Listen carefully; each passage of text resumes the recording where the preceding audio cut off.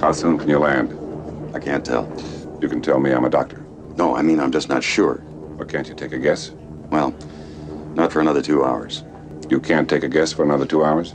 No. I mean, we can't land for another 2 hours. It's been over 4 decades, and Airplane still has audiences roaring with laughter. Widely considered the greatest comedy film ever made, this spoof masterpiece was packed with gags, hidden jokes, and behind-the-scenes chaos that most fans never noticed. From bizarre casting choices to accidental genius, the story behind the film is just as wild as the movie itself. Buckle up, things are about to get weird. Number 20. The lawsuit that almost grounded the movie forever. By the time Paramount announced Airplane, Universal Pictures had already built an entire empire out of disaster films. They had Airport, Airport 1975, Airport 77, and The Concorde, Airport 79. So when the studio caught wind of a comedy parody sitting way too close to their cash cow, the lawyers went to work immediately. Universal filed a formal complaint with the Motion Picture Association during pre-production, and the arbitration board sided with them. The film could not use the word airplane at all in several major markets. Audiences in Australia, New Zealand, South Africa, Japan, and the Philippines watched it under the name Flying High instead. The legal pressure did not stop there. Zaz originally wanted Helen Reddy, the singing nun from Airport 1975, for a direct parody role. Universal shut that down too, and Maureen McGovern got the part when the movie released on July 2nd of 1980. Number 19. The legacy that rewrote comedy forever. Leslie Nielsen was 54 years old when Airplane hit theaters, and before that moment, he had spent 3 decades being the guy studios called for serious roles. Westerns, war dramas, and forgettable thrillers. Then the movie landed, and his entire career flipped overnight. Speaking to The Californian in 1991, Nielsen admitted something surprising about himself. He said he had always played those serious parts, but he had actually been doing comedy behind the camera for years. He just never had the courage to bring it out front until Airplane forced his hand.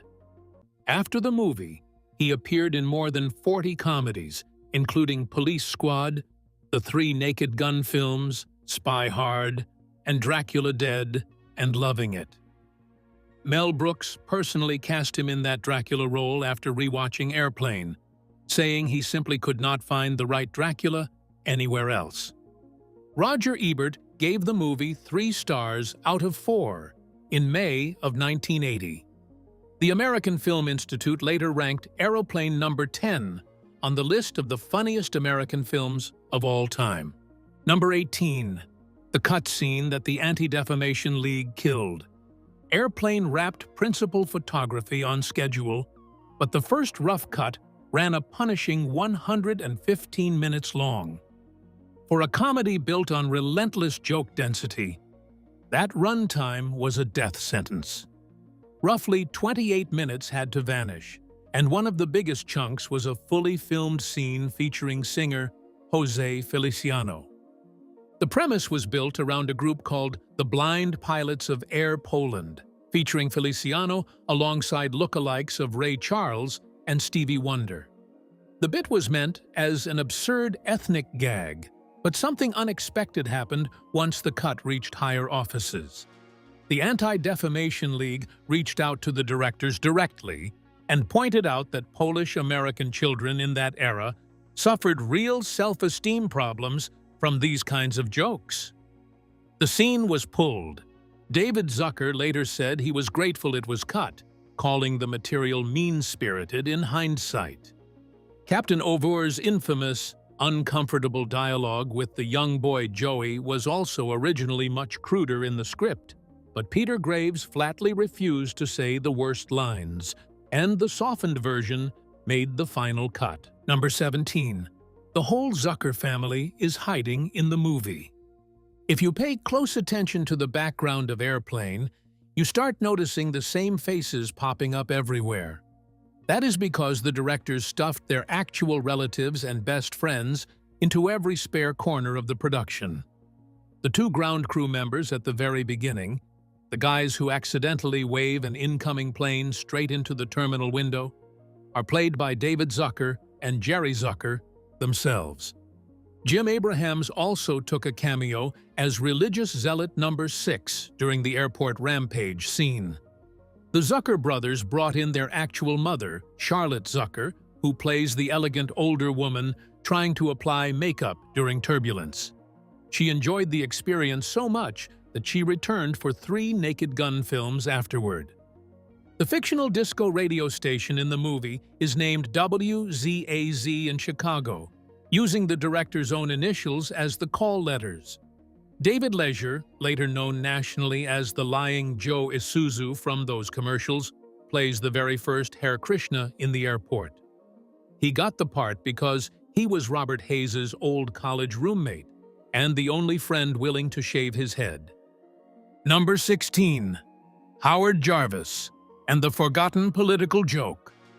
The very last gag in Airplane is one of the most politically layered jokes in the entire film, and almost nobody under 40 catches it anymore. At the end of the movie, the camera cuts back to a forgotten passenger still sitting patiently in Ted Stryker's abandoned taxicab, watching the meter tick upward. That passenger is played by a real-life political figure named Howard Jarvis. Jarvis was the face of California's famous Proposition 13, the 1978 tax revolt that capped property taxes in the state and made him a conservative folk hero. The meta-joke was that the most tax-averse, penny-pinching man in America was the guy patiently letting a taxi meter run up a massive bill without saying a word.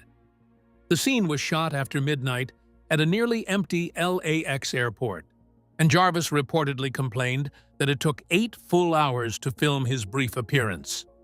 Number 15. Kareem's Rug and the Fire That Took It Back.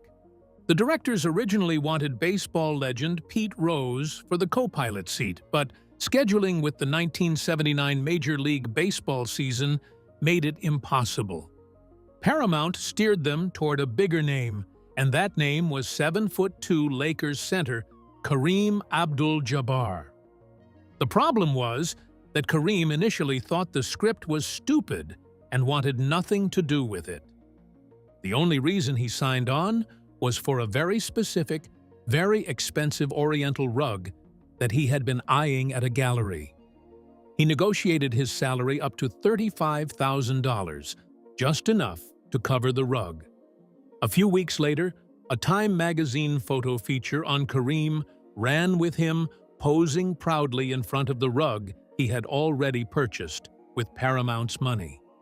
Then, in January of 1983, a devastating fire ripped through Kareem's Bel Air home.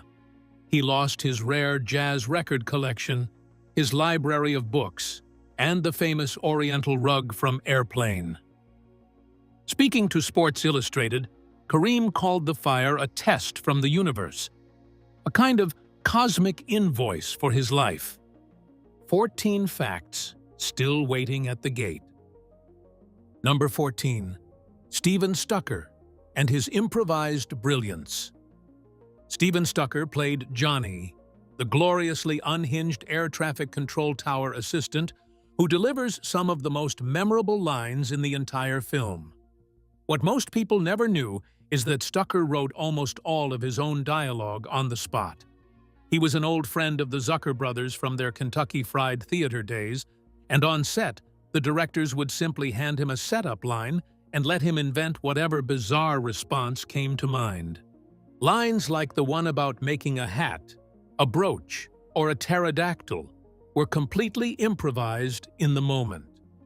The famous description of the incoming aircraft as a big, pretty white plane with red stripes, curtains in the window, wheels, and looking like a big Tylenol was pure Stucker invention.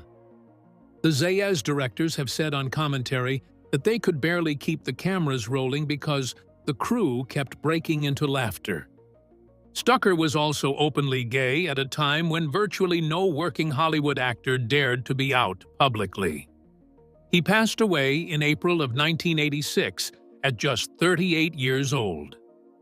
13 more entries before we land. Number 13. The jive scene was rewritten by the actors. The jive talking scene, where two black passengers speak in slang so dense that June Cleaver has to translate, is one of the most iconic moments in the film. But the original script version did not work at all. The dialogue was written by the white Zayas directors trying to imitate 1970s black slang. And when actors Al White and Norman Alexander Gibbs first read their lines, they told the directors flatly that the slang sounded completely fake. So Zaz did something most filmmakers of that era never would have done. They handed the scene over to the actors completely. Al White and Norman Alexander Gibbs cross-referenced academic linguistic texts on Black English and rebuilt the scene from scratch into grammatically real African-American vernacular. Barbara Billingsley, the 65-year-old June Cleaver from Leave It to Beaver, was cast as the jive translator because David Zucker called her the whitest white lady on the planet. 12 facts still in the holding pattern. Number 12. Elmer Bernstein was told to write B-movie garbage. The composer behind Airplane was no small-time musician. Elmer Bernstein was already a 4-time Oscar nominee by 1979, with credits including The Magnificent Seven, To Kill a Mockingbird, and Thoroughly Modern Millie. He had just finished scoring Animal House for John Landis a year earlier, which was the perfect audition for what Zaz had in mind. The brief from Jerry Zucker was memorably blunt.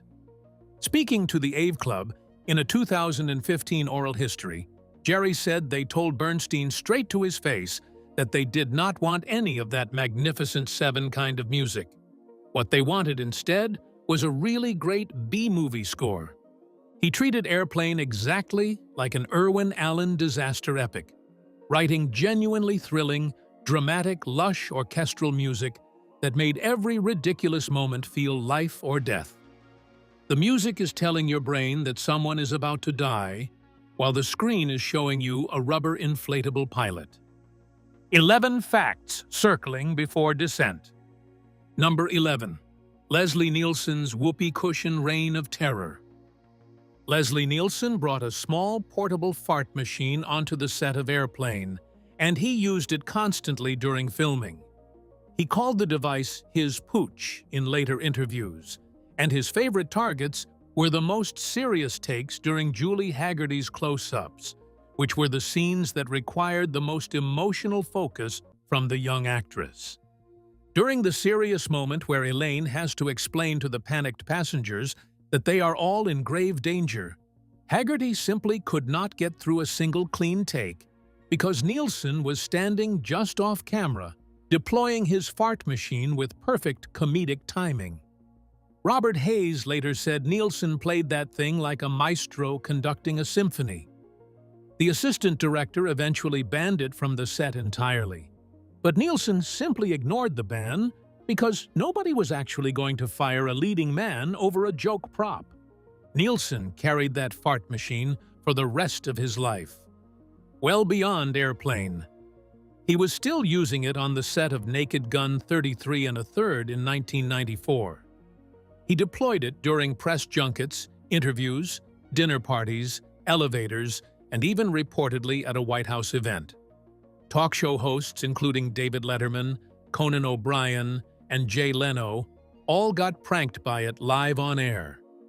His gravestone famously reads the phrase, "Let her rip," because he left specific instructions that his farewell joke should outlive him. Moving forward, we have Number 10. The directors split the set 3 ways.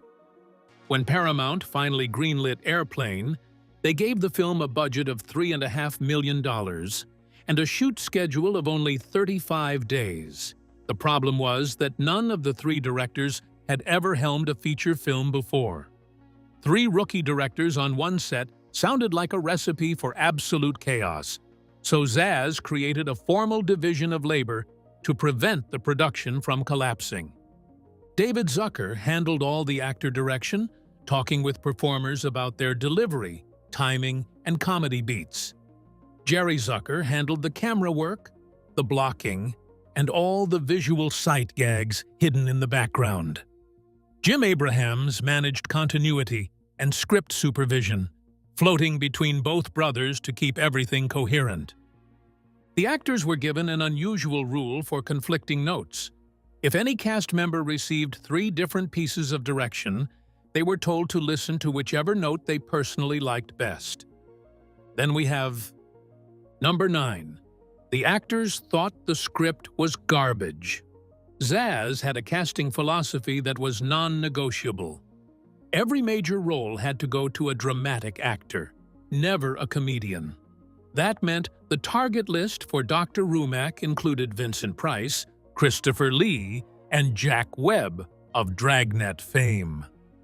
Every single one of them turned the part down because they thought the script was juvenile trash. Leslie Nielsen was actually the 3rd or 4th choice for the role. At the very first table read, he kept winking at the other actors and mugging for laughs, which was exactly what Zaz did not want.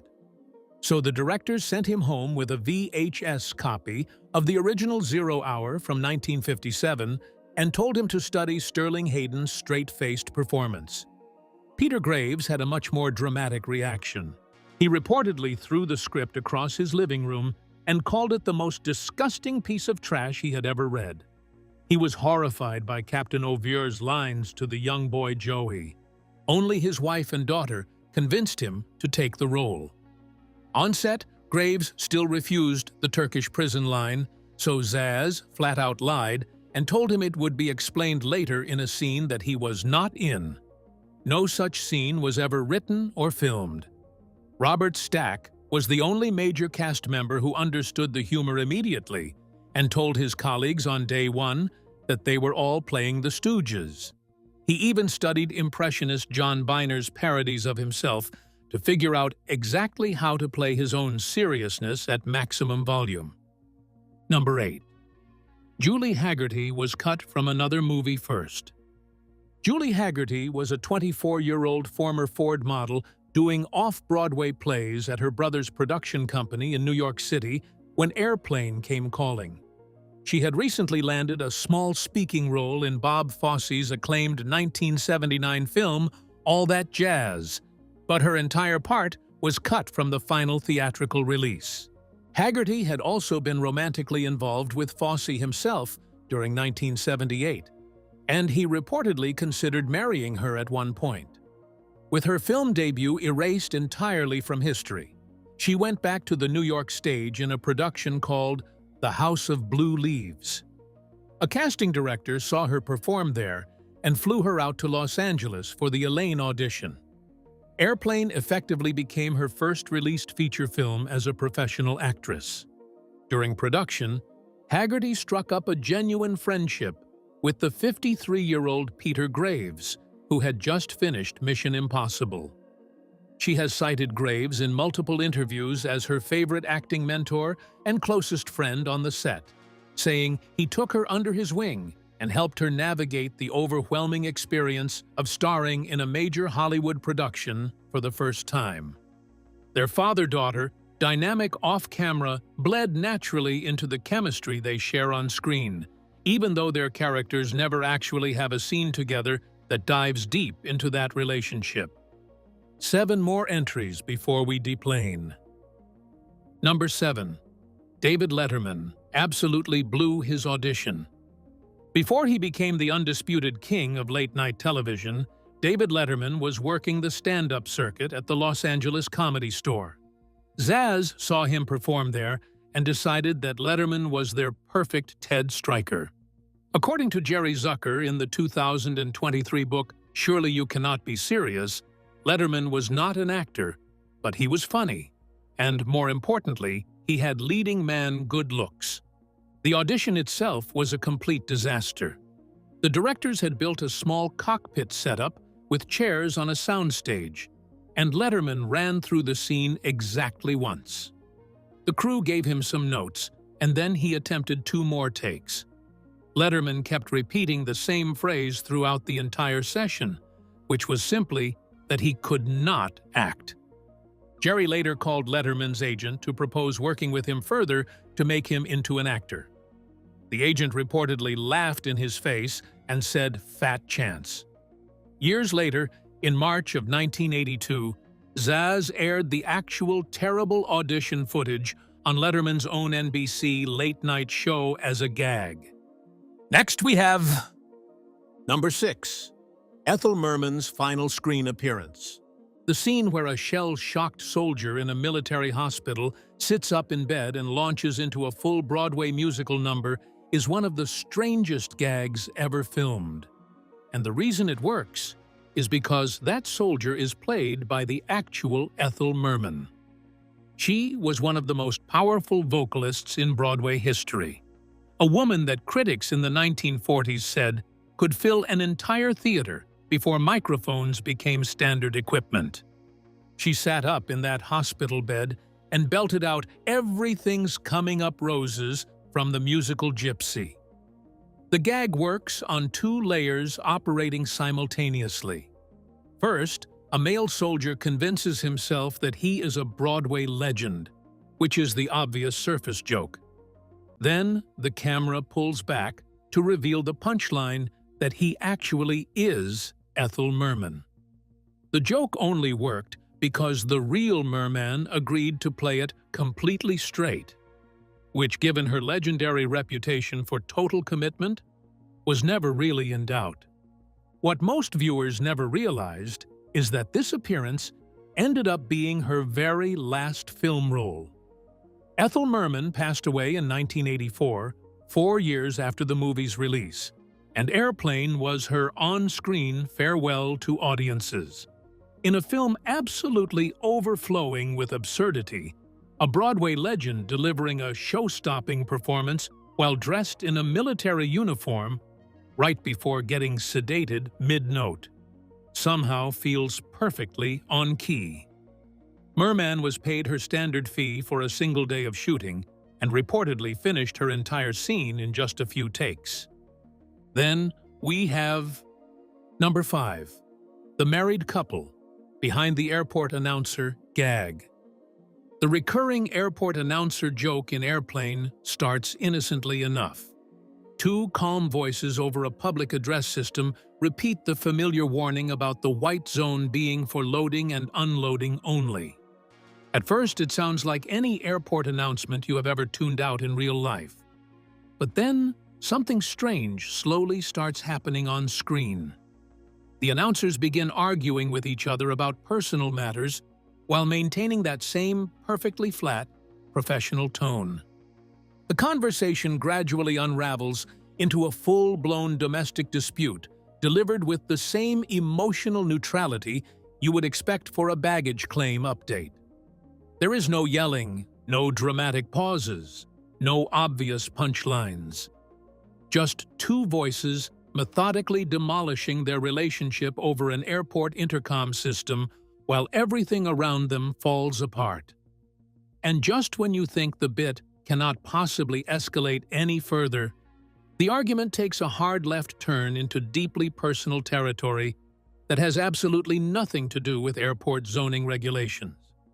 The genius casting detail here is that Zaz originally auditioned professional voice actors and could not find anyone who sounded authentic enough.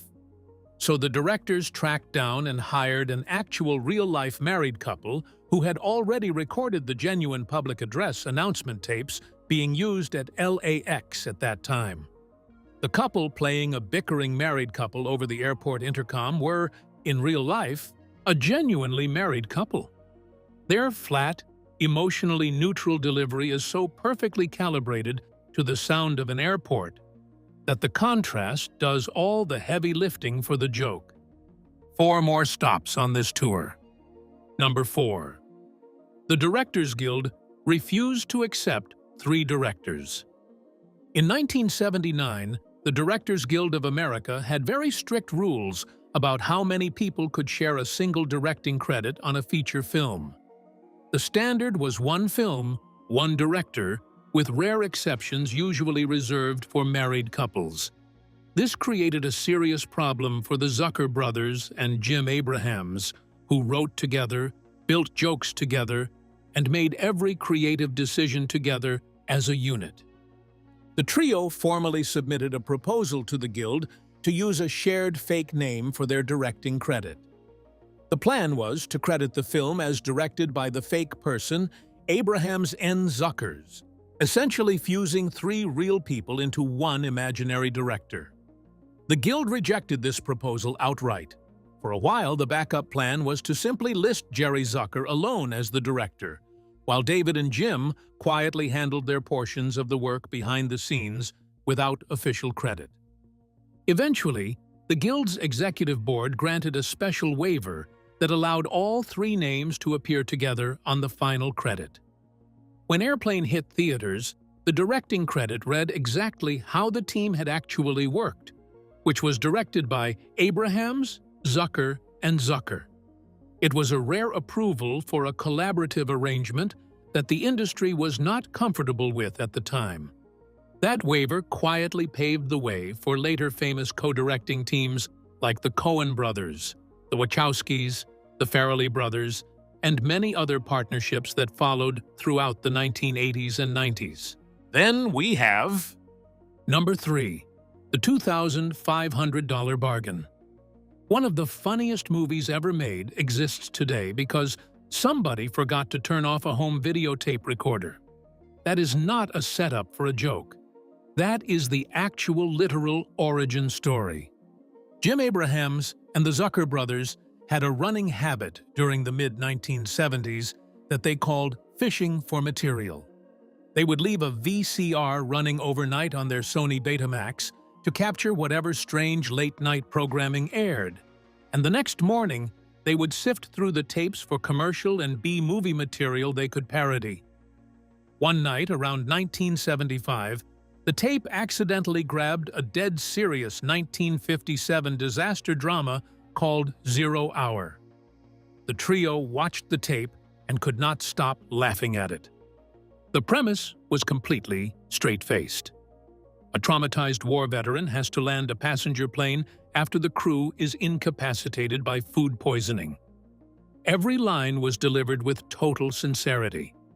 Every dramatic beat was begging to be punctured by a punchline. And that is when they did something genuinely insane. They used 0 Hour's structure as their blueprint and started building jokes directly into the existing framework.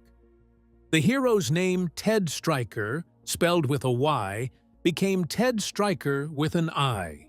The food poisoning crisis became the infamous bad fish scenario. Entire lines were lifted word for word, which is exactly why they tracked down the rights holders of 0 Hour and bought the official remake rights outright for just $2,500.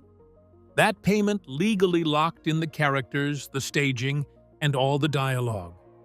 Airplane went on to gross over $171 million worldwide. Let's move to number 2. Every studio in Hollywood passed first. Before Paramount Pictures finally took a chance on Airplane, the script was essentially treated as comedy poison by the entire Hollywood studio system. Zaz had actually written the Airplane script before they wrote Kentucky Fried Movie in 1977, but they could not find a single executive willing to sign off on the project. Every major studio in town passed on it. The core problem was that executives did not understand the tone when they read the jokes on the page without the performance context. Reading lines like, "Surely you cannot be serious and don't call me Shirley" without seeing Leslie Nielsen's deadpan delivery just made the material look stupid and juvenile to studio readers. John Landis, who had directed the Kentucky Fried Movie from Zaz's stage material, became their unexpected champion. Landis personally vouched for the trio at Universal, which still passed on the script, and then he introduced them to Paramount executives. At Paramount, studio president Michael Eisner and his young executive Jeffrey Katzenberg greenlit the project for $3.5 million. But the green light came with a very specific safety net built into the contract.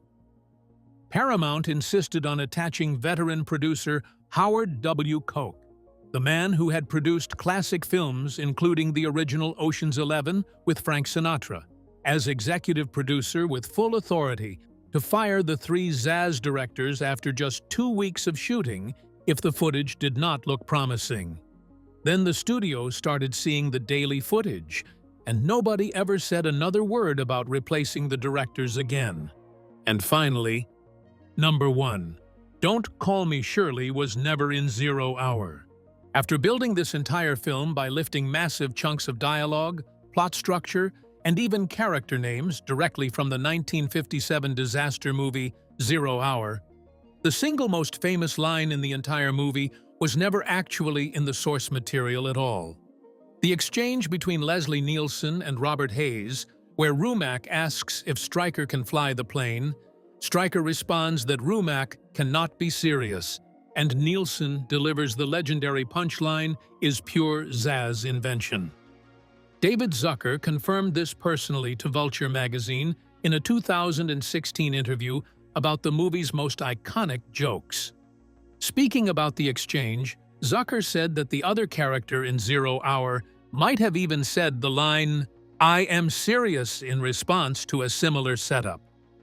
But the "Don't Call Me Shirley" twist at the end was something the Zaz team invented from scratch. The American Film Institute eventually ranked that exchange at number 79 on its list of the top 100 movie quotes of all time.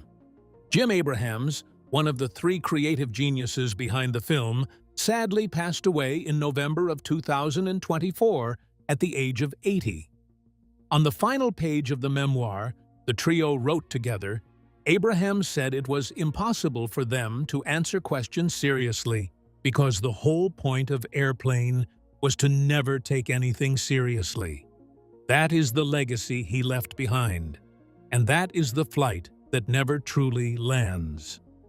And there you have it, 20 weird facts about the 1980 comedy classic Airplane. Which fact surprised you the most? And which line from the movie still makes you laugh today? Drop your thoughts in the comments below and let us know.